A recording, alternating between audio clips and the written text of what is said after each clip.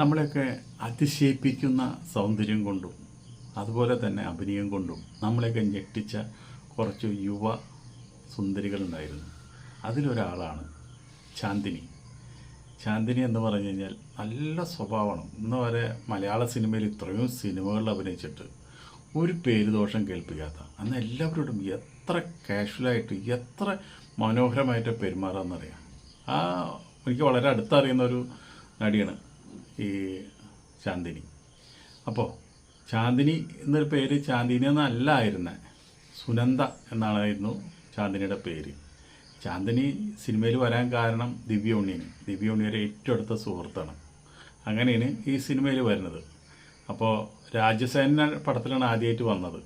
അപ്പോൾ ആ രാജസേനൻ പറഞ്ഞു, ഒരു സുനന്ദ ഉള്ളത് കൊണ്ട് നമുക്ക് പേര് മാറ്റാമെന്ന് പറഞ്ഞു. അങ്ങനെയാണ് ചാന്ദിനിയായത്.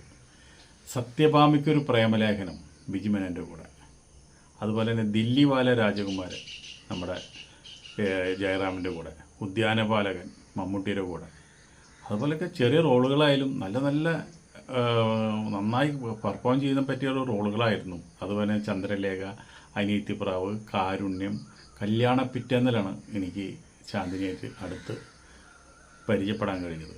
എന്ന് വെച്ചിട്ടുണ്ടെങ്കിൽ ആ പടത്തിൻ്റെ ലൊക്കേഷനിൽ ഗുരുവായൂരായിരുന്നു, ഞാൻ പോയിട്ടുണ്ടായിരുന്നു. അപ്പോൾ അവിടെ നമുക്കതിൽ ചെറിയൊരു വേഷം ഉണ്ടായിരുന്നു. അപ്പോൾ അങ്ങനെ അടുത്ത് ഇടപഴകാൻ കഴിഞ്ഞു. എന്ന് വെച്ചിട്ടുണ്ടെങ്കിൽ ഫോട്ടോ എടുക്കാനൊക്കെ ആയിട്ട് ഒരു മടിയുമില്ല, നല്ല സോഷ്യലായിട്ട് എല്ലാവരോടും സംസാരിക്കും. അങ്ങനെ വളരെ അത് നല്ലൊരു നുണക്കുഴിയൊക്കെ നല്ല ഒരു പെരുമാറ്റം, നല്ലൊരു അഹങ്കാരമില്ലാത്ത വളരെ നല്ല പെരുമാറ്റം. വളരെ ദിവസങ്ങൾ അവിടെ ഉണ്ടായിരുന്നു. അപ്പോൾ അതുകൊണ്ട് എനിക്ക് വളരെ വ്യക്തമായിട്ട് അറിയാം, അത്രയും നല്ല കാണാനായിട്ട് സിനിമയിൽ കാണുന്നേക്കാളും സുന്ദരിയാണ് നേരിട്ട് കാണാനായിട്ട്. അപ്പോൾ അങ്ങനെയുള്ളൊരു നടീനെ, നമ്മുടെ നായികയായിട്ട് വന്ന നടീനെ പലരും പിന്നെ അനിയത്തി റോളുകളിലേക്ക് മാറ്റി. അതുപോലെ തന്നെ അവഗണനയുടെ ഒരു പടുകുഴിയിലാണ് പിന്നെ ചാന്ദിനി വീണ് പോയത്. അപ്പോൾ എഴുപുന്ന തരകൻ, ഓട്ടോ ബ്രദേഴ്സ്, മായാജാലം, അതുപോലെ തന്നെ അങ്ങനെ ഇരിക്കുന്ന സമയത്താണ് നമ്മുടെ ഷിജു എന്ന് പറഞ്ഞാൽ അന്നത്തെ കാലത്തെ ഒരു മോഹൻലാലാണ്. അത്രയും നല്ലൊരു ഗ്ലാമറുള്ളൊരു താരമാണ് ഷിജു.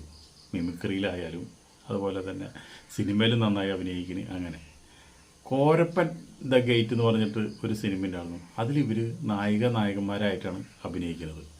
ആ പടത്തിൽ വെച്ചാണ് ഇവർ പ്രേമത്തിലാവണത്.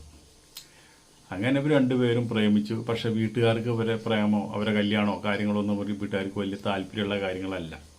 അപ്പോൾ ഇവർ എന്തുണ്ടായെന്ന് വെച്ചിട്ടുണ്ടെങ്കിൽ ഇവരെ പ്രേമം സാക്ഷാത്കരിച്ചത് വീട്ടുകാരെ എതിർപ്പുകളെ മറികടന്നുകൊണ്ടാണ് ഇവർ കല്യാണം കഴിച്ചത്. 1999 ഒക്ടോബർ 27 നടന്ന അവരെ കല്യാണം.